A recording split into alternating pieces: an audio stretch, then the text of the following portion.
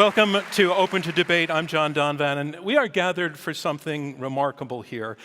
A meeting between two men who disagree fiercely across an issue that has fiercely divided so many of us within families and on college campuses. And for that alone, for their courage in coming to the same stage, let us congratulate them at the outset, because we know how rare it is in our currently hyper-polarized culture for opposing viewpoints to be heard, spoken aloud, and in competition with each other under the same roof. But that is the essence of debate, and that is the value that we promote at Open to Debate. And so it is an honor to be here at New York's venerable Adler Hall, a crown jewel of the New York Society for Ethical Culture, where we cannot and we will not forget how the war in Gaza is steeped in pain and outrage and fear and anger. It's why this debate matters, and it's why it is natural to take sides, even necessary to take sides. But listening to the other side, which these debaters will be called to do with one another, and which I hope you will do as members of the audience just by being here, that may be a first step, at least in understanding how and why and exactly why we disagree. The question we have framed for this purpose, and that we will hear debated tonight, is this: were Israel's actions in the war in Gaza justified? Let's meet our debaters. Answering yes to the question, were Israel's actions in the Gaza war justified, I want to welcome Eylon, Levy.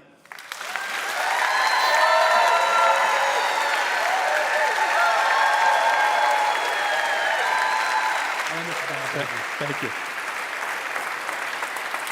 Eylon, you are the, if you can stay with me here, you're the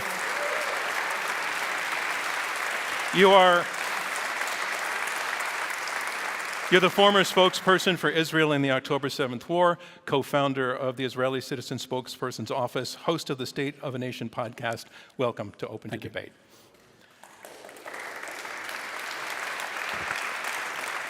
And here to argue no to the question, were Israel's actions in the Gaza war justified, I want to welcome Mehdi Hasan.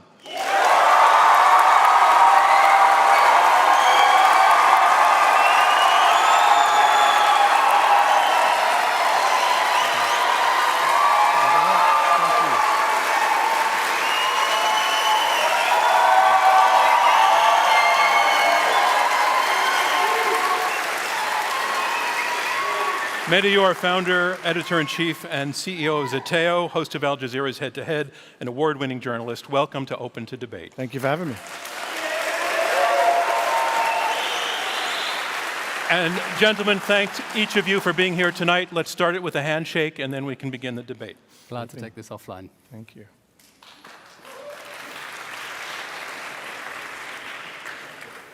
So let's get to our opening statements. We want each of you to take a few minutes to explain why you're answering yes or no to our question, were Israel's actions in the Gaza war justified? And when I say were, I just want to be clear, we chose that word to talk about Israel's immediate actions after what happened on October 7th up through today. It's everything. It's not this moment, it's not that moment, it's the course of things. Eylon, you are up first. Your answer to the question is yes. The floor is yours. Please tell us why. On October 7th, Hamas perpetrated an act of genocide against the people of Israel. Its death squads invaded with a clear mission: to massacre as many people as they could, as sadistically as they could, and to take survivors as hostages. Hamas had a strategy: to lure Israel into an urban war and generate enough suffering that the world would pressure Israel to leave Hamas alone to do it again and again. Hamas slaughtered 1,200 people on that day at a music festival and in their beds. They cremated little children alive.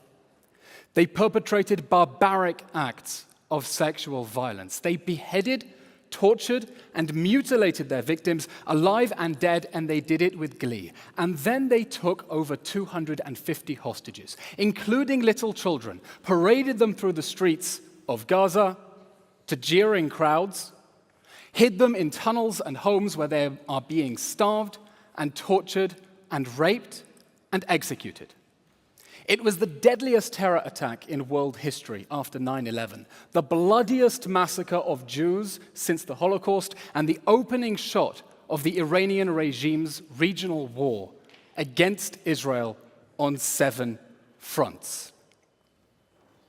At this point, Israel faced a choice, as Hamas immediately threatened to do it again and again until Israel was destroyed. To do nothing, or to do something. Both would have consequences. Doing nothing meant letting Hamas get away with October 7th, leave it free to do it again and again, only this time with thousands of dangerous terrorists released from jail and with its popularity skyrocketing. That's not an option. Doing something meant targeting Hamas's terrorists in accordance with international law in order to dismantle their ability to wage war and live out that threat to do it again and again. That was the choice that Israel faced after October 7th. Now, after October 7th, that campaign to bring Hamas down and bring the hostages home was the only moral response. Hamas exists for the sake of war, and for the sake of peace, it must go. Let me explain Israel's strategy. Israel's strategy is to get civilians out of harm's way so that it can target Hamas's terrorist infrastructure under their feet. Hamas's strategy is to keep civilians in harm's way so that it can use them to shield their military infrastructure. Israel left Gaza in 2005 and never wanted to go back, but Hamas seized power 2 years later, started firing rockets at our cities, and rigged Gaza's urban landscape for war. They dug a network of military tunnels 1.5 times longer than New York subway under homes and schools and hospitals.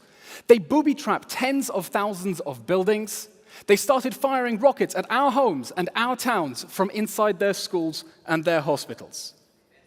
In response, Israel's actions are to target Hamas's terrorists and to take unprecedented efforts to keep their civilians safe from their own leader's sick strategy to sacrifice them on the altar of jihad. That's why it keeps repeatedly urging them to get out of harm's way from Hamas strongholds and flooding the area with over 1 million tons of aid, because it keeps saying this is a war against Hamas, not the people of Gaza. Now, the suffering of my neighbors in Gaza is horrific. I blame their psychopath leaders for launching this war, fighting it inside civilian areas, and refusing to release the hostages and surrender. Now, tonight's debate is about whether Israel's actions in the war in Gaza are justified, in a context in which I hope we can all agree none of the enemy's actions are justified. Because we are fighting a jihadist army that has as much respect for humanity and law as Mehdi Hasan has for the truth. Mehdi may say, I condemn Hamas's acts on October 7th, but he will not condemn its strategy because he is part of its strategy. Hamas is counting on its defense attorney to shield it from the consequences of the war that it started and deflect blame onto Israel so it can do October 7th again, maybe because they share a goal that Israel shouldn't exist. Mehdi Hasan will say tonight that October 7th does not justify Israel's actions in this horrible war. My question then is this. Eylon, I'm sorry, your time is up. What does October 7th? I'm sorry, your time is up. Thank you. Mehdi?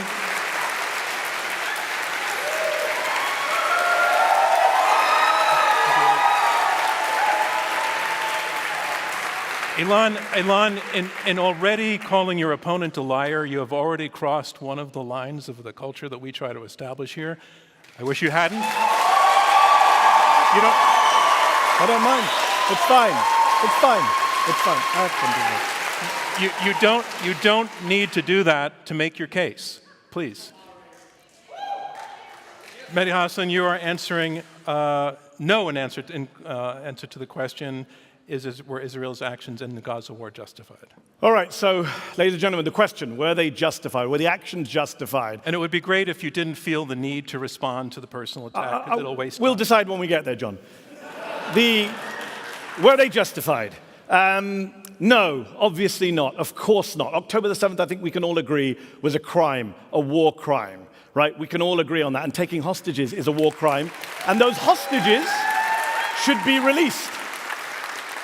But to destroy an entire place, an entire people in response is never justified. Never justified. How are we still I don't understand how we're debating this more than 40,000 deaths later. I don't understand how we're still debating this sitting in the comfort of New York, 7,000 miles away from a place that the UN Secretary General has called hell on earth. Justified? Justified? Was Israel justified in carrying out one of the most intense civilian punishment campaigns in history, according to Dr. Robert Pape at the University of Chicago, dropping 500-pound bombs, 1,000-pound bombs, 2,000-pound bombs on schools, hospitals, universities, bookstores, libraries, mosques, churches, refugee camps, apartment buildings, cemeteries, destroying a higher percentage of buildings in northern Gaza than the Allies destroyed in Dresden during World War II, reducing Gaza to 42 million tons of rubble while they got people out of the way? How is that justified? Dropping a bomb, for example, on a 6-story apartment building in central Gaza last October, killing more than 100 people inside, including more than 50 children, with no Hamas target in sight, according to Human Rights Watch, with no explanation offered by the Israeli military. Even till today, was that justified, Eylon? Was Israel justified in telling people to go to safe zones and then bombing them and killing them in those safe zones? According to NBC, there were 7 deadly airstrikes between January and April in areas that the Israeli military had specifically designated as safe zones, killing Palestinian civilians like Sabrine Sakani, who was 30 weeks pregnant at the time. She was killed in a safe zone in April. Her little baby, newborn baby, died less than a week later. Was that justified too, Eylon? Was Israel justified in killing a record number of kids in Gaza, 16,000 children, turning Gaza into what the UN has called a graveyard for children, according to Save the Children, killing more kids in the first 3 weeks that were killed globally in each of the past 4 years, killing little kids like 6-year-old Hind Rajab and her 15-year-old sister Leanne, firing 335 bullets into the car they were in. 335 bullets. And then killing the 2 paramedics who went to try and rescue them. Was that justified too, Eylon? Was Israel justified in killing a record number of aid workers in Gaza? Right? A record number. Targeting again and again, systematically, car by car, according to Chef Jose Andres. A specifically, explicitly marked World Central Kitchen aid convoy killing 7 aid workers in the process. Was that justified? Was Israel justified in starving the people of Gaza, using food and water as a weapon of war, to quote both the EU and Oxfam? Was Israel justified in blocking aid trucks from going into Gaza simply because they carry things like crutches, nail clippers, and even chocolate croissants, according to the Washington Post? Was Israel justified in raping, sodomizing Palestinian detainees who were charged with no crimes whatsoever? Putting hot rods up their rectums, amputating their limbs, according to CNN and the New York Times. Was that rape and torture justified, Eylon? Israel, according to the ICC chief prosecutor, who put out a statement calling for the arrest of Eylon's former boss, Benjamin Netanyahu, said that Israel may have military goals, legitimate goals, but the way they're carried out, killing innocent people, starving people, is criminal, he said. Criminal, think about that.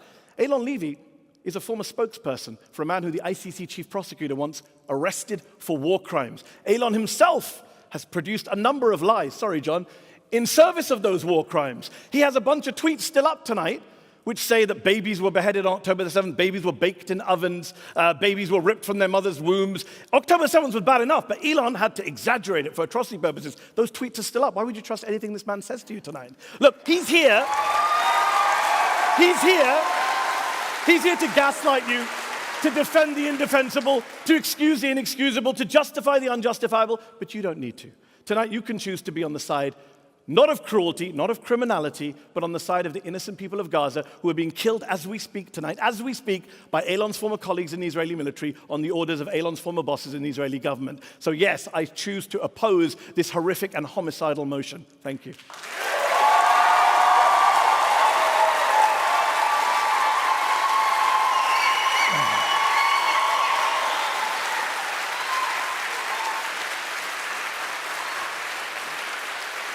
So we're going to have a discussion with that's a little bit looser in format. But the first thing I want to say to each of you is, this mutual urination contest is not helping us understand the principles involved. All right, you think he tells untruths, you think he tells untruths. You don't need to keep hitting that point, I hope, to make your argument. And again, it's not what we're about. Eylon, I heard you in your opening statement say that the only moral response was for Israel to try to take Hamas down and to get the hostages home. I heard your opponent say that the manner in which it's happening is just enormous overreach with enormous consequences for an enormous number of people that he would certainly say, and I think a number of others would agree, are innocent people, not all of them, but some of them, and that represents an unjustifiable response. What we're talking about, it seems like, is proportionality. And I want you to address the issue of proportionality. This has been calculated in a number of ways. People have said that, as you said, it was the worst terrorist attack since September 11th, 2001. But others would say that the number of people killed on both sides is wildly out of balance and therefore disproportionate. There's an issue to be discussed here. There's a principle to be discussed here, and that's proportionality. And what, in your view, justifies the proportionality that Israel has stepped up to in its response? And again, because I want things to move back and forth, I'll probably jump in on you after about 90 seconds, just so you have a sense. Israel's response is proportionate to the threat that we face, which is the threat of annihilation. After perpetrating the savage atrocities of October 7th, the first thing Hamas did was deny that it did them. The second thing that it did was to threaten to do it again and again until Israel is destroyed. That is what is at stake. If this war ends with Hamas free, emboldened, and empowered to perpetrate more October 7th massacres, thinking that the world will keep saving it from the wars that it started. Now, proportionality is a term in international law. It doesn't mean that if they kill 1,000 people, you kill 1,000 people and call it quits. It means that for each strike, the anticipated collateral damage, the damage to civilians, cannot be excessive to the anticipated military goal. And your argument is that has been the principle Israel has observed. Every military expert who has observed Israel's military efforts, including just recently in the Times, the Deputy Supreme Commander of NATO, has said that Israel is fighting in the most complicated urban battlefield that the world has ever seen, and he's satisfied that its rules of engagement and standard procedures are at least as rigorous as the UK and other Western allies. That's the former Deputy Supreme Commander of NATO. Mehdi. So I actually want to agree. I want to agree with something Eylon said. Proportionality is a difficult subject, and we shouldn't talk about this in abstract. X number here, Y number there. Let's talk specifics. The problem with a lot of spokespersons of Israel, they want to talk in abstract. I want to talk in specifics. So if we talk about proportionality, we talk about discrimination, we talk about war crimes. Last October, shortly after October 7th, Israeli forces struck a 3-story residential building in Gaza City. They killed 15 members of the Al-Dos family, 7 children. According to Amnesty International, the survivors say no warnings. Eylon told us there were warnings. No warnings were given to evacuate. Amnesty found no evidence of any military targets in the area, and Israel to this day has offered no explanation for that strike. So for the dead Al-Dos family members, Eylon, can you tell us why they were killed? Mr. Hasan, the IDF does not owe you immediate answers, and the fact that Amnesty speaks to local witnesses intimidated by Hamas does not mean that there was not a military target. But was there? Because Israel has never said there was a military target. Hamas booby-trapped 40% of Gaza's buildings. It dug tunnels underneath homes and schools. We're back to generalities, Eylon. No, not Why did generalities. you kill 15 members of the Al-Dos family? I do not know, and I do not need to explain every single strike. You do. That's what you're here today. Mehdi, no, Mr. Hasan. Because in this war, Israel is seeking to neutralize the threat of a terrorist army that has a deliberate strategy. I'm going to have to get the mic cut switched, innocent please. Civilians. Thank you. Sorry, go ahead. Hamas has a deliberate strategy of sacrificing its innocent civilians, and this is a strategy that you are enabling by always deflecting blame onto Israel instead of considering the real question of why Hamas built its military assets into civilian areas. Under international law, Israel is obligated to give precaution where those feasible precautions are possible. Okay, and it has done that by let Mehdi come in, please. I need to say 2 things. To be clear. To be clear.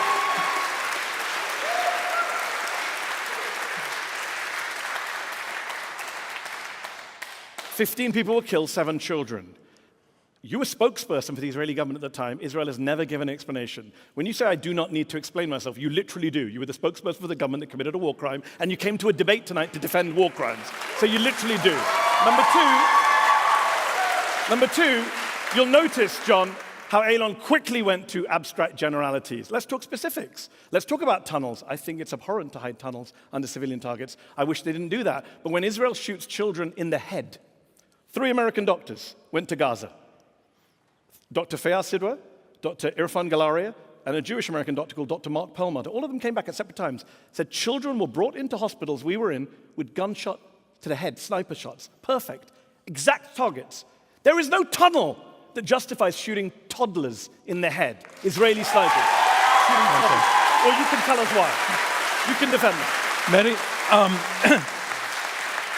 Mehdi, forgive me for going abstract, but Please. I do want to go to some principles here. So you are listing a number of specific Yes. incidents that you feel cumulatively add up to a very, very much an overreaction. War crimes, John, not an overreaction, war crimes. All right, you call them war crimes. Not so much in the abstract, but what would have been an appropriate response to what happened that would not cross the line to proportionality? It's a good question. It's a great question. So I'll answer that in 2 ways. One is, I'm not someone who has ever, and you can look at my record on this, whether it's the UK, the US, both of my countries, I'm American, British. I've criticized targeted assassinations, even by the US and the UK. I'm the loser, and people in New York, there's going to be an unpopular statement, who says that people like bin Laden should be tried, not assassinated. That's who I'm, a stinking liberal. But given we live in a world where America, Britain, Israel, multiple countries, India is now accused of targeting its enemies, killing its enemies, you could have tried to take out the leaders of the group without wiping out the entire place. I find it interesting that Israel, hold on. I find it interesting that Israel was able to pinpoint kill Ismail Haniyeh in a house in a foreign country. But when it comes to Gaza, when it comes to the Gaza Strip, they had to wipe out the whole place. They had to reduce it to 42 million tons of rubble. And one final point, I just got on factual points. Eylon, they're not your neighbors, they're people you occupy, just to be clear. So,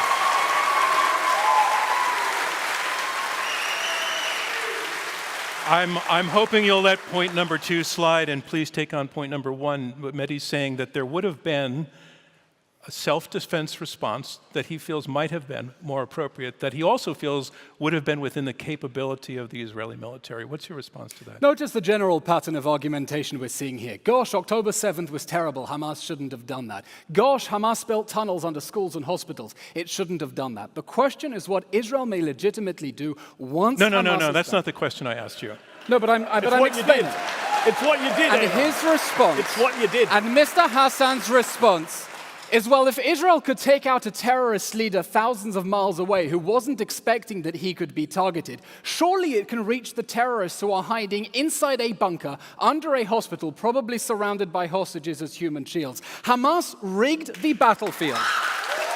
Hamas rigged the battlefield to shield its military assets under civilians, and it left Israel with no option of getting to those leaders. Okay, no other option, than going no other through option. The civilians, No option is what your opponent is saying. So first of all, as we've discussed, and I'm here all night, Eylon can take his time, they killed 15 members of the Doss family, 7 children. We can continue this at the reception afterwards if you want. And I'll happily ask you, why did the government that you served in kill 15 innocent people in an apartment building? Hold on, this is very important because there's no evidence Hamas was there. He's not even tried to make that claim. Mehdi, just in the interest of time, you've asked it. It's become a rhetorical question. It's question. crucial to the argument. Eylon wants to go to abstract tunnels. When he says there was no other option, what is your response to that?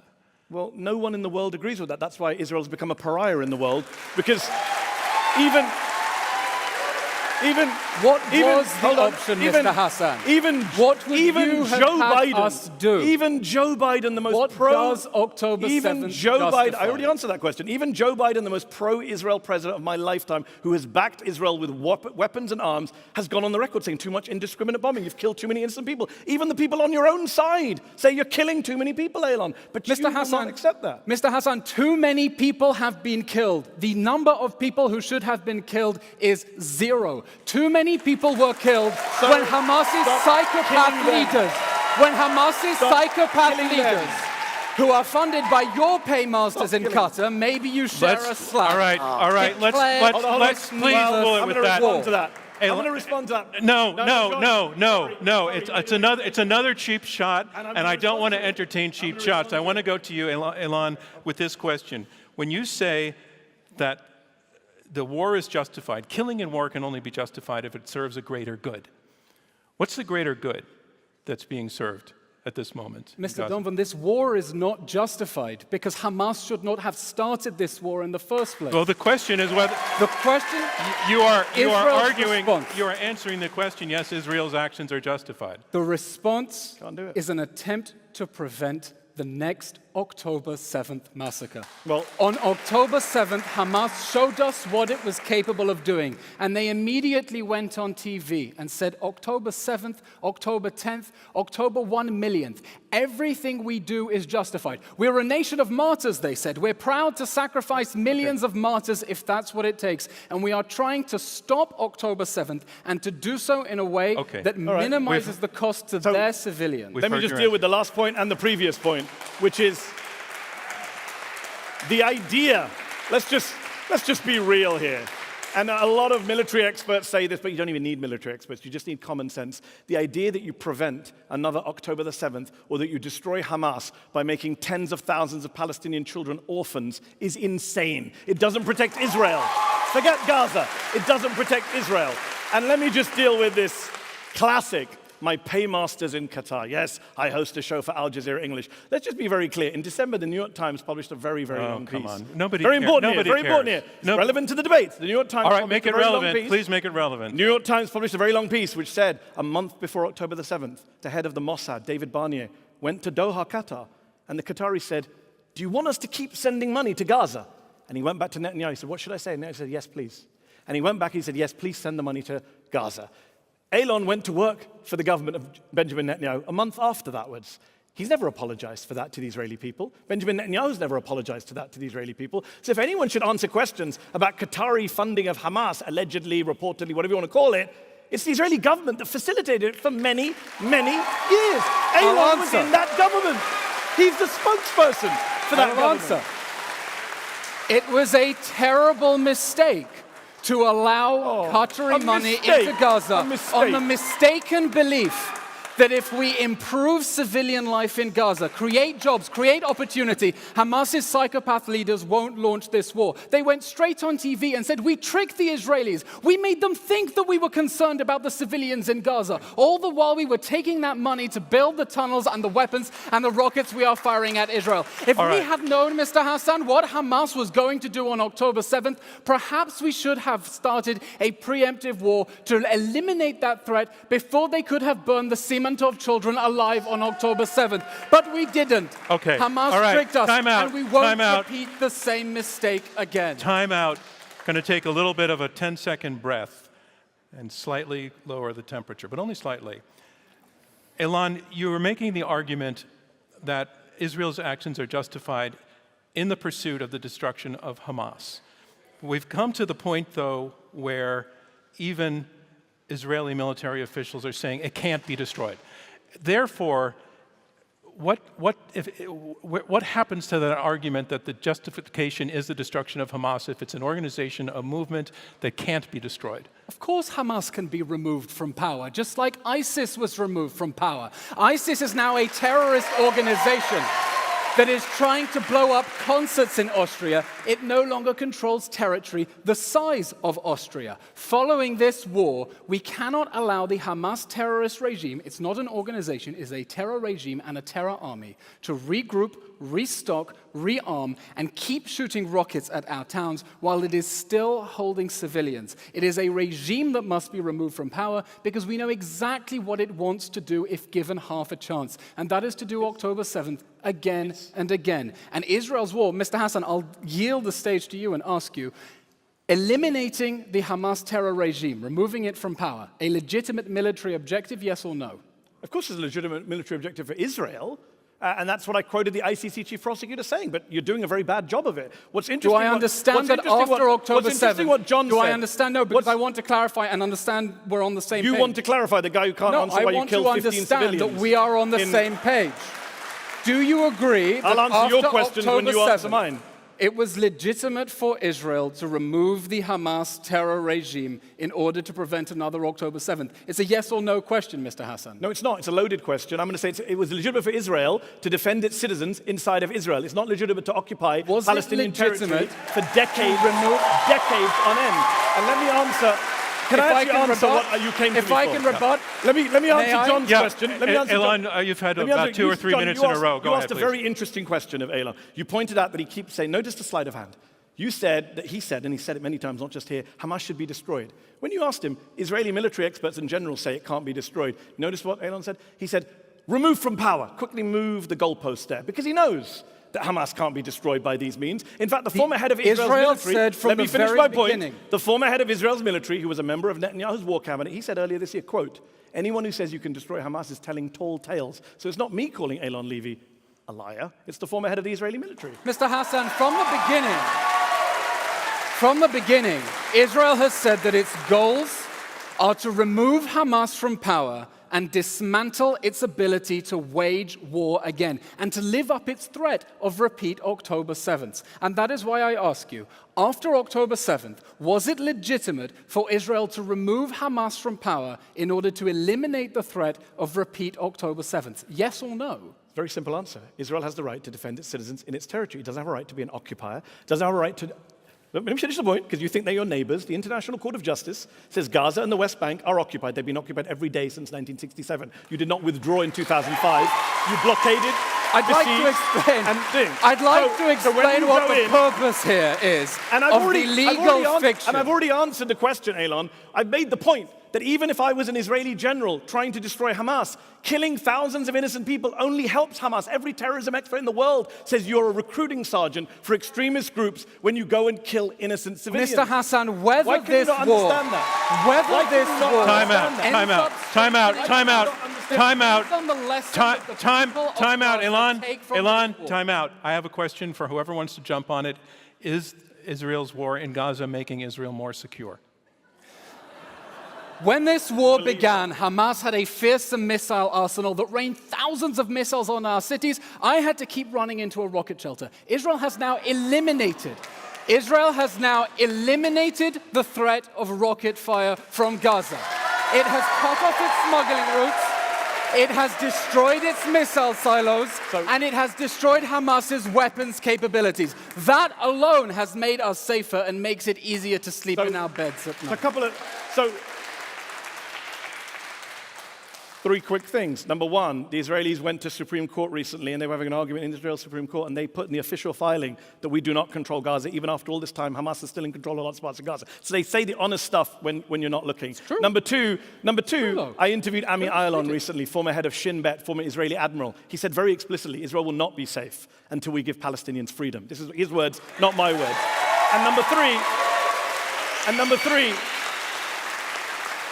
three, I'm glad you had a bomb shelter to protect you, because the Al-Dos family in Gaza did not have a bomb shelter to protect them. Okay. Another question. We have not yet talked about the hostages, and we should. Is Israel's action in Gaza is it for the benefit of the hostages? Absolutely. Israel is fighting to bring the hostages home while Hamas is starving and torturing and raping them. We managed in November, because Hamas was being clobbered and it wanted a breather. They released nearly half of the hostages. We've sent in special forces to rescue hostages in raids my opponent has condemned. Israel is fighting to put the military pressure on Hamas to release the hostages, but Hamas doesn't want to release the hostages. And the reason it doesn't want to release the hostages is that it knows that the longer this war goes on and the more suffering it generates among its own people in Gaza, the more it advances its own goal of isolating Israel. And Mr. Hassan, it pains me that you do not seem to realize the role that you play within Hamas's strategy when you deflect blame onto Israel, never demand any accountability Never demand any accountability from the Hamas regime. When you know that Hamas's goal is to maximize suffering, you give it a reason to drag on this war. If you want it to let the hostages go, you should tell of all Qatar the nonsense to you've said pressure tonight, Hamas to free the hostages. of all the demonstrably untrue things you've said tonight, this is the big one. So apparently, if you want a deal to end the war, you're enabling Hamas's strategy. No. That's what you just said. No, I'm I did enabling not. Hamas's strategy. But you have systematically undermined every leverage Israel has to free the hostages. You know who's undermining? Mehdi, stop pretending Can I you answer care the about question? the hostages. Of the two of us, hold on. Of the two of us, whose strategy has released more hostages, mine or yours? Because I supported a ceasefire. And we got, hold on. Our strategy. Can I Your finish? strategy is to give cover for Hamas's war Can I crimes. finish? Let him finish, please. Over 100 hostages were released last November in the pause, in the ceasefire deal. A lot of Israelis wanted that to continue. Hostages' families wanted that to continue. Yes. Can I finish my answer? Netanyahu said no. In fact, I interviewed Zahiro Moore, whose uncle Avraham Munda was horribly killed in Gaza. Zahiro Moore, by the way, was arrested today. He's been arrested and attacked by the Israeli government that Eylon served in multiple times. He said to me, Netanyahu and the government that Eylon was part of, always choose the wrong way. Ever since October the 8th, everything they do is directed at not getting the hostages back. That is the plain truth. That is the nephew of a hostage. They don't want you to hear about the hostages. Eylon and people like Eylon use the hostages as political pawns. The hostages' families are standing on the streets of Tel Aviv opposing the Netanyahu government, calling for a ceasefire, calling for a deal. They don't like Eylon Levy. They don't support Eylon. Mr. Hasan, how many hostage rallies have you spoken at? How many hostages' mothers have you embraced and hugged them and told them, I am here for you, whatever you need? I was at Central Park. I was at Central Park last Sunday at the rally for the hostages. You were not. Mr. Hasan, if you really care about the hostages, I have a spare hostage pin here. If you want to show them you care, you're welcome to put it on your platform. All right, this is fantastic. Let's go. So, put it on. Show them you care. Show them you care. I am in daily contact with the hostage families. I tell them I will do whatever it takes to help you get your kids home. Show them you care and stop trying to exploit the hostages' suffering. Eylon, allow him to respond. You've got your bit of stagecraft. Please take it. Let's be clear. You saw the very, very performative outrage there from Eylon there. To be clear, don't you lecture me about hostages when your government has killed more hostages than it has rescued. That's on you. That's on you. Hasan, and that is on Hamas. After this. That is on Hamas. Let me answer this. Hamas Let me answer this. All right. I need to finish this point. I'm going to let you finish this point, and then we're moving on. I will happily support this pin because I support the release of all the hostages and let me finish. And I support the release of thousands of Palestinian detainees being raped and tortured and children. Do you support that? Let's wear it together. Do you support the release? Do you support the release of Palestinians? I do not support, do you support the release of terrorists. Of Palestinian children? Do you support the release of Palestinian children being Mr. tortured? Hasan, anyone let's get some space here. He can't answer the question. Mr. Hasan, he won't put on the hostage pin. I support the release of all innocent people. Mehdi? He doesn't.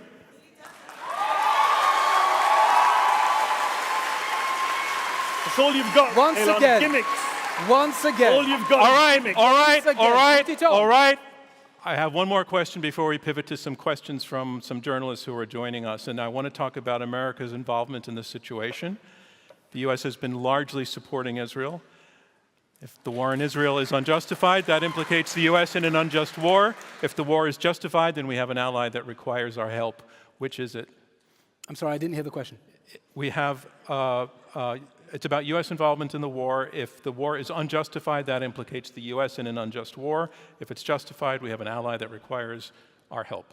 When this war began, President Biden said that Israel is facing sheer, pure, unadulterated evil. It was so obvious in the moment of shock after October 7th that for Israel to defend itself, it has to dismantle the Hamas terror regime, that President Barack Obama said we must stand by our ally Israel as it dismantles Hamas. The United States has made valuable support to Israel in its goal of bringing down the Hamas regime. What we need is pressure on Hamas and its patrons, Qatar, Turkey, and Iran, to let the hostages go. That pressure has not been forthcoming. I mean,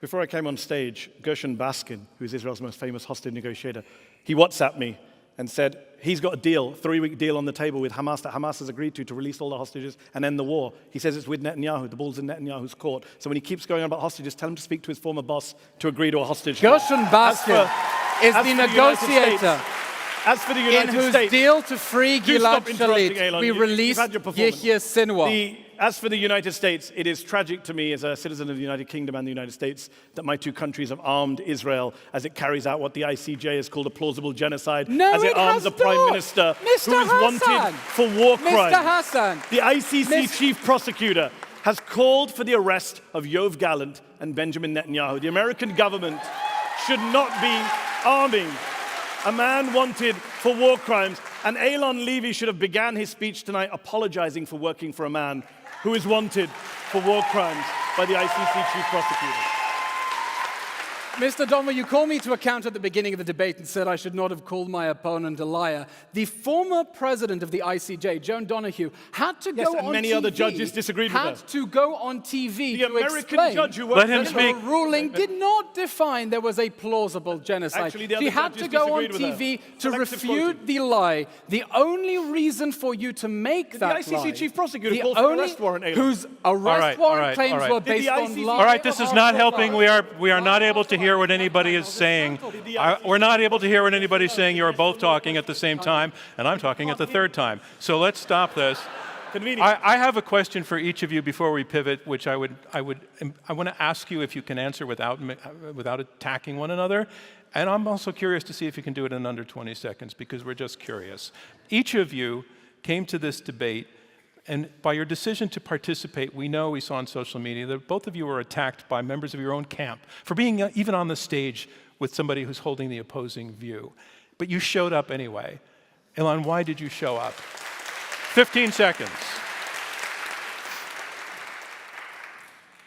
Because Iran, the Palestinian nationalists, and their allies are waging a war of misinformation that has one purpose. They want to destroy Israel. And they think it will be much easier to destroy Israel if they convince the world that Israel deserves to be destroyed. A full campaign of the most ridiculous lies to try to convince good, ordinary Americans that when they're ready to pull the trigger and massacre us once more, they should stand to one side and say, well, the Jews had it coming. And I'm not willing to allow that to happen.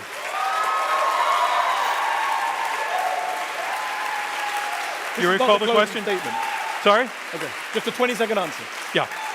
I mean, look, I believe that what is happening in Gaza, the killing of 16,000 children, the genocide in Gaza is the great moral tragedy of our time, the great crime of our time. And I will go almost anywhere and take a stage with almost anyone to try and bring that war to an end and convince people that the war needs to end now. May I add something? No, we have to move forward. All right, we're going to bring in some other voices now. We have some journalists. We have 4 journalists who are each going to ask one, I hope, very short question. There are people who have been writing about the area for a long time, particularly about the situation now, and they are certainly not monolithic in their own views. I first want to go to Peter Beinart. He's a journalist who's written for Time, the New York Times, the Atlantic. He's former editor of the New Republic and editor-at-large of Jewish Currents. Peter, if you can stand up. There's a microphone, I believe, in the aisle for you, and ask your incredibly short question. Thank you. Eylon, you suggested that the goal of the war was to depose Hamas from power, but on October 11th, Benjamin Netanyahu said the goal of the war was to destroy Hamas. On October 12th, Yoav Gallant said, the defense minister said the goal was to wipe it from the earth, because I think they understood that even deposing Hamas would not necessarily make Hamas less of a fearsome threat. The Taliban didn't become less of a fearsome threat to the United States once they stopped holding power. Saddam and his forces didn't become less of a fearsome threat once they no longer held power. They recognized that winning this war meant destroying Hamas. And yet your own former colleague, Daniel Hagari, Peter, the IDF what's your spokesman, question? said it's not possible To be clear, I'd like you to be on the record. Do you think it's possible to destroy Hamas, or were Netanyahu and Gallant wrong? I believe it is possible to remove the Hamas terror regime answer the from question. power. Question. Whether leaders used belligerent rhetoric that exaggerated the goals of the war. No, look, Hamas needs to be destroyed. It's an idea. Some ideas deserve to be destroyed. And whether that idea is destroyed or not depends on the lessons that the people of Gaza take from this war. Will they conclude that terrorism is a dead end, that their leaders have repeatedly led them into disaster after disaster as part of their forever war against a Jewish state in any borders whatsoever, or will they take the lesson that in fact they were rewarded for the October 7th massacre? That is what is at stake here. And we are trying to convince the people of Gaza terrorism is a dead end. There is no light at the end of that tunnel. Mehdi, you also get to respond. You can respond. Want me to answer? I think Peter made the point very eloquently. It's a nonsensical war aims. The real war aims, of course, are what the Israeli ministers say. When Smotrich says the aim of the war is to annihilate Gaza, that is the aim. I take him at his face value. Hasan, He literally said that. And when they say this stuff, when they talk about resettling Gaza, when they talk about staying in Gaza, that is what they mean. This is not about. Can I finish an answer, Eylon, one time? Not government policy and goes against government. I would just say this. Yeah, let him finish, If you want to convince the people of Gaza that terrorism is a dead end, then stop inflicting terrorism on them.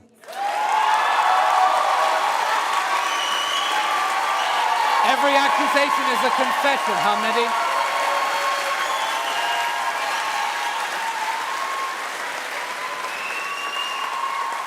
Our next question comes from Gillian Lederman. Gillian is an editorial fellow at the Wall Street Journal, former chief executive chair of the Israel Leadership Network. Gillian, thanks for joining us, and what's your question? Thank you. My question is, given the current circumstances, do you believe that Israel pulling out of Gaza in 2005 was the right decision? Who's that a question to? It's a difficult question. Let me just ask you, Jen, are you pointing that to anybody in particular? Both can answer it, but okay. Israel withdrew from the Gaza Strip in 2005 and never wanted to go back. It gave them Gaza. They had the option to turn it into Singapore. They chose to turn it into Mosul. They could have had a thriving state in Gaza after Israel pulled out and Jewish organizations paid to donate the greenhouses. Instead, they chose to rig Gaza for war. The tunnel network under Gaza is the largest public works project the Palestinians have ever undertaken. They did it for the sake of the October 7th massacre. Was it a mistake to pull out? That was the question. I don't know. Okay. No, fair enough. Fair enough. Simple answer is, of course, Israel did not pull out of Gaza. As the ICJ has pointed out just recently, Gaza is occupied territory. Let me put it very simply to you. What Eylon doesn't tell you is when they pulled out, they kept control of Gaza's land borders, not with sea Egypt. waters. Not with Egypt. With of course Egypt. we controlled Israel the borders. and Egypt We're on the other kept side the of land it. borders. Have you noticed I never finish an answer without an interruption? The land borders, the sea waters, the air, and wait for it. And the population registry. If you're born in Gaza, you have to be registered with the Israelis. If you were born in New York and your birth had to be registered with a foreign country, would you say you were occupied or not occupied? Would you say you're a free people or an unfree people? It's an absolute lie. The occupation never ended. Israel ended the occupation of Gaza in 2005. Then why did you keep the population? Wait, let me interrupt you. Hold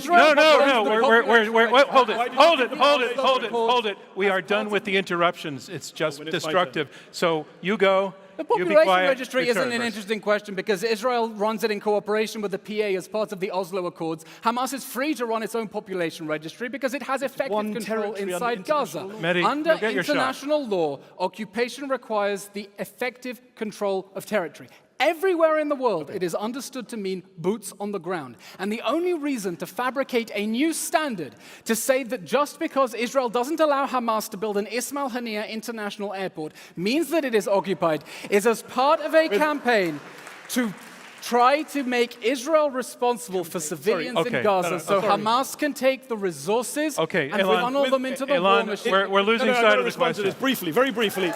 Eylon, a moment ago, you all heard him proudly quoting the former president of the ICJ. The ICJ literally, the other day, said Gaza is occupied. But Eylon and I went to the same university. We did the same degree. He didn't do law. He's not a lawyer. The ICJ says Gaza is occupied. It's over. The debate's over. You've lost that one. No, and you're that's gonna lose not this the one. end. That is not Jillian. the end. Because a basic principle of You're wrong. One The moment. ICJ disagrees. You're a done. basic Jillian, principle. Jillian, do you Done. feel that your question was answered? Was it a mistake to pull out of Gaza? Because I don't. But we're going to move on. Thank you for the question. It would be helpful, and I realize you're both very passionate and have a lot to say about this, but it would be helpful, at least at the beginning of your answers, to stick to the questions. I did. I said they didn't pull out because they never pulled out. I mean, Okay. I don't accept the premise of the All question. right, fair enough. You Israel question. pulled No, 8,000 next up. settlers. Next up. It ripped people out of I their know. homes. I know. It gave I know. them I an know. opportunity. I was there. I witnessed it. He witnessed it, Mehdi. It happened. The part that you're talking about. Next up, we have Dean Obeidallah, a lawyer, a comedian, and a journalist who is host of the Dean Obeidallah Show and a frequent commentator on CNN, MSNBC, and the Daily Beast. Dean, thanks for joining us. Thank you. I have a question for Eylon. You've defended everything the Israeli military has done, everything. And Mehdi's gone through it. My family lives in the West Bank. My question is there anything that you would condemn Israel for in terms of killing Palestinian Christians and Muslims, or are they all inhuman in your view and not worthy of any sympathy, dignity, or self-determination as a people? All right. Hang on a second. Hang on. I have an issue with the question. The first part of the question, is there anything you would condemn from Israel? Legitimate question. But the assumption that if he feels differently, that he has no sense of the humanity of Palestinians is a bit of some baggage loaded into the question. So why don't you take the question? Is there anything that Israel is doing that you would condemn? I have gone on TV as a government spokesman when the army said that there was a particular mistake and a certain target should not have been hit. We fess up and admit our mistakes because that is what a responsible military should do. You can answer. Okay. But Israel is fighting an enemy whose use of war crimes is strategic and systematic. They're not investigated on Hamas's end. No one is ever called to account. Its use of war crimes against its own civilians while they hide behind them in their schools and hospitals to fire at us is strategic and systematic. And so I stand by my country as it fights to use proportionate force to dismantle the Hamas army of terror. Because yes, my neighbors are human. Okay, Because hang on. I want a better future. I have an important I have a very important technical program note. I've received a message that the audience clapping volume is so loud that in the recording, very frequently, it's been impossible to hear what our debaters are saying. And Don't clap. And so what I would like you to do is to clap in between their points. Let them finish and then go for it, please. The gentleman challenged my humanity and I would like to defend it. I tried to let this I go. want a future of peace between us and our neighbors. That cannot happen as long as the Hamas terror regime is in power. Okay. On the subject of, I'll wait for the applause. On the subject of Eylon's humanity, I asked him earlier if he supported the release of Palestinian children. He refused to say so. He can tonight. We'll all wear this pin. Let me Mr. say Hassan, this on the any West Bank. children? Let me say this on the West Bank. He cannot help but cherry pick the evidence. He cannot help but cherry pick the evidence. He just said a moment ago, he tried to gaslight you. He said, Hamas is never held to account. Actually, the chief prosecutor of the International Criminal Court gave out 5 arrest warrant requests. 3 for Hamas, 2 for Israel. I support all of those arrest warrant requests. Do you? Do you? Mr. Hassan. Do you?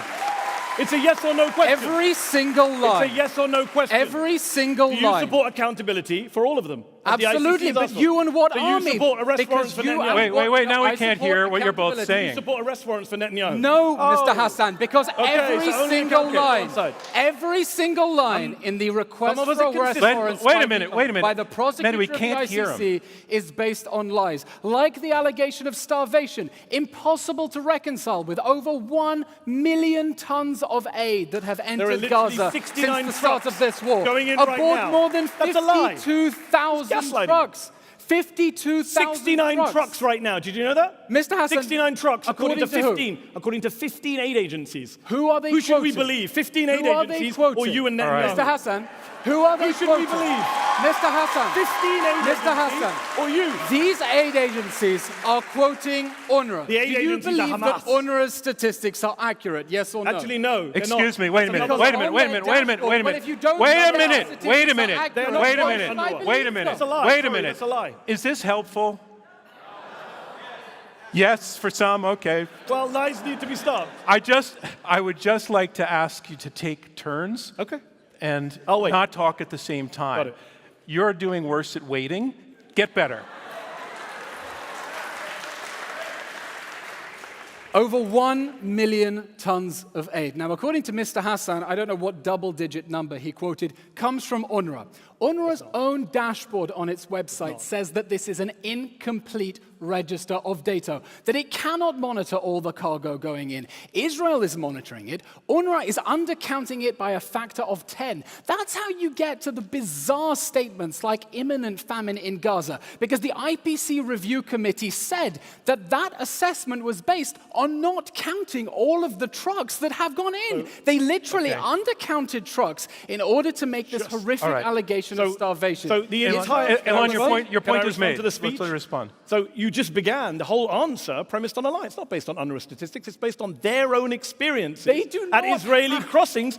David Miliband, Eylon. David Miliband, a man you know, we're both British in front of this audience. David Miliband was the former foreign minister of the UK, very pro-Israeli politician, served under Blair and Brown, not some Palestinian lover. David Miliband said on CNN, our trucks are being stopped because they're finding a tiny little surgical scissor or a nail clipper and they're sending the trucks back. David Miliband is not some hater of Israel. Cindy McCain is the head of the World Food Program. She is the widow of the most pro-Israeli senator of my lifetime, John McCain. She has accused Israel of blocking aid trucks, killing aid workers, starving children. Cindy McCain is not UNRWA or Hamas. Dean, we are a long, long way from the question you asked. I don't know. That's bad moderating. I'm sorry that I... We have another question from John Levine. John is a political reporter for the Sunday New York Post. He has credits on CNN.com, The Atlantic, The Chronicle of Higher Education. John, thank you for joining us. And come on in with your question, if you could stand up. Okay. Thank you both for being here. My question is for Mehdi. I think it's an easy question, so I hope we can get a direct answer. I'd like to ask you about your new media startup, Zeteo. In May, Rolling Stone reported that John, you this has got to be on the point we're it debating. relates to Qatar, which I believe was brought up in the debate. We're debating whether All right, Israel's actions were justified. That's not on point. I'm sorry, I got to pass on it. I'm happy to take the question. John, I'm happy to take the question. I'm happy to. We're not here to debate. We're not here to talk about your I'm happy to career. take the question. I know you are, and I'm not. So I'm sorry, John. If you want to come up with a question that's on point about Israel's actions in Gaza, go for it, please. Yeah, I can, because this is a debate where you ask questions.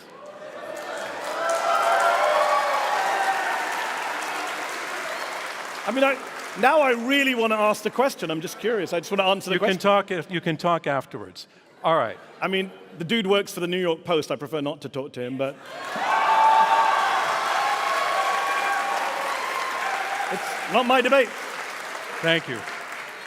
Thank you. All right. We are coming down to the end for our closing statements, and that's where each debater has the floor again exclusively to make their case one more time for you. Eylon, you're up first in this. One more time to remind people, I think they know that you're arguing that Israel's Israel's actions in Gaza are justified. You can take the floor, and you have 2 minutes to tell us why. 2.5 minutes to tell us why. After the sadistic massacre of October 7th, Hamas immediately told us, if you leave us on our feet, we will do this again and again. It wasn't enough to cremate little children. It wasn't enough to commit acts of gang rape, pedophilia, necrophilia. It wasn't enough to gag people, bind them, tie them to trees, and strip them. They told us, we're coming for you. If you leave us on our feet, we will do this again and again. This war has been horrible. We have paid a horrific price for it. We are trying to prevent the threat of a repeat October 7th massacre. And we are fighting a sadistic enemy that rigged the battlefield in a way that said, we've hidden our military assets under civilians. The only way that you can get to us is by going through civilians. And that's why Israel has taken more actions than any military in the history of the world. And so every commander from Afghanistan and Iraq will agree, in order to keep the civilians safe from their own leader's sick strategy of trying to sacrifice them. That is why it keeps telling them to evacuate. It never designated a safe zone where Hamas terrorists could abuse hostages with impunity. It told them to go where it is safer and where Hamas is not. And on every occasion, it has been stymied by UN agencies saying, no, keep them in Hamas strongholds. By Hamas trying to fight to keep them in the strongholds, while we try to keep them safe from their own psychopath leaders. I asked Mr. Hasan, removing Hamas from power, legitimate, yes or no? And he wriggled out of it. He said, well, defending Israel is legitimate, but not the point you go into Gaza. Okay, his response, end the occupation. Let Hamas have an Ismail Haniyeh international airport. Let it have a Mohammed Dev naval base. There is nothing you can do with a terror regime that is sworn to your destruction, whose goals are legitimately genocidal. We need this war to end. But we need this war to end in a way that ensures that Hamas cannot restart it at a time of its choosing, feeling emboldened and empowered because of international pressure generated by people like Mehdi Hasan to keep saving it from the wars that it starts.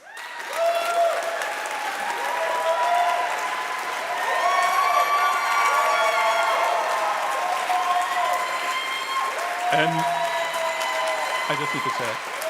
And Mehdi Hasan, you have the final word in this debate one more time.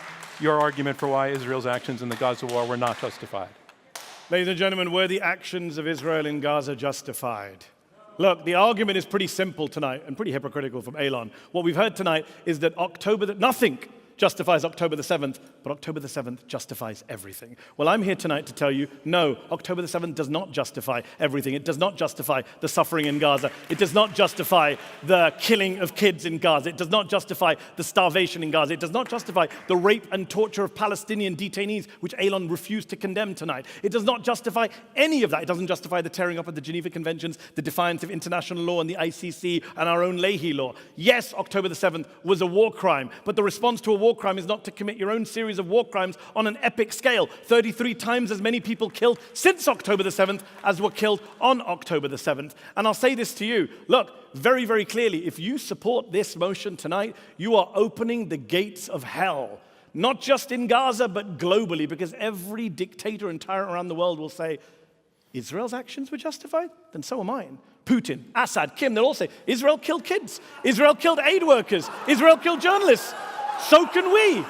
And I will be very clear. I will be very clear with you tonight. If you are here tonight, ladies and gents, if you're here tonight to defend what Israel's done, knowing full well what Israel has done, if you're defending the human suffering in Gaza, the amputation of little kids, if you're doing that in full knowledge, then you're not just here to defend the indefensible or justify the unjustifiable.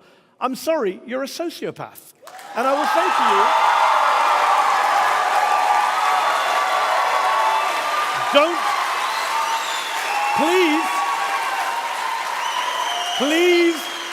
please, don't be a sociopath tonight. Don't support war crimes. Don't defend a genocide. Join me and every human rights organization in the world, every humanitarian aid agency on the planet, every American doctor and nurse who's been out to volunteer in Gaza. Join us in opposing this ridiculous and offensive and horrendous motion. And on behalf of the Al-Dos family, who Eylon clearly doesn't give a damn about, I beg to oppose this motion.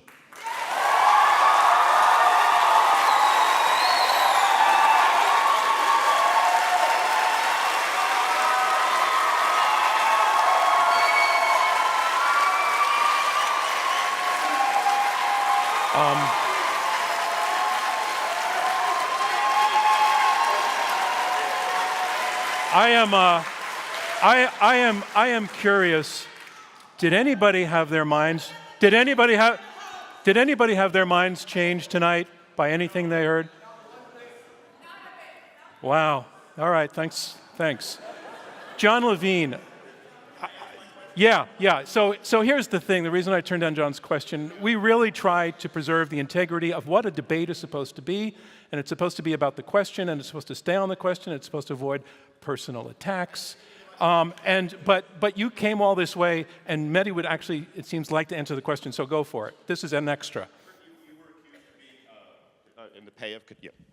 Eylon accused you of being in the pay of Qatar earlier. You took objection to that. I'd like you to be able to dispel that you're taking any money from Qatar by confirming that you're not taking money for Zateo for Qatar. Is Qatar funding Zateo? Yes or no? It's a great question, John, because you work as a media correspondent for the New York Post. No, I'm not. I'm answering your question. Patience. We waited for you. You're a media columnist for the New York Post, were you not? I'm a political reporter for the New York Post. You were at one time a media columnist. You should read the Washington Post interview that I did literally when Zateo was founded. And Jeremy Barr, an excellent reporter, slightly better one than you, he asked me that question. And I said, no, we haven't taken any money from foreign governments or foreign citizens. Every investor in Zateo is an American citizen, has nothing to do with Qatar. So nice try, better luck next time.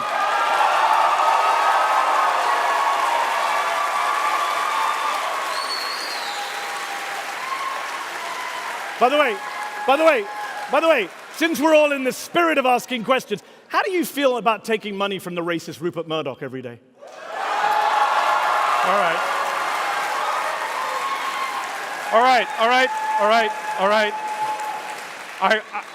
I regret taking that question. I regret the times this debate failed to be high-minded by two people whom I otherwise respect. And I want to say that concludes our debate. I want to thank our debaters, Eylon Levy and Mehdi Hasan. We appreciate that you did show up and that you at least talked, maybe not to one another, but at one another vigorously and vociferously. And in fact, you were listening to one another, if only to counter, but you were listening to one another, and I think that's progress. And I want to thank all of you in the audience for being here and being open to debate. And I want to thank all of the journalists who joined us as well for moving the conversation in a more interesting direction. So that is a wrap on this debate. We're open to debate. I'm John Donvan. We'll see you next time.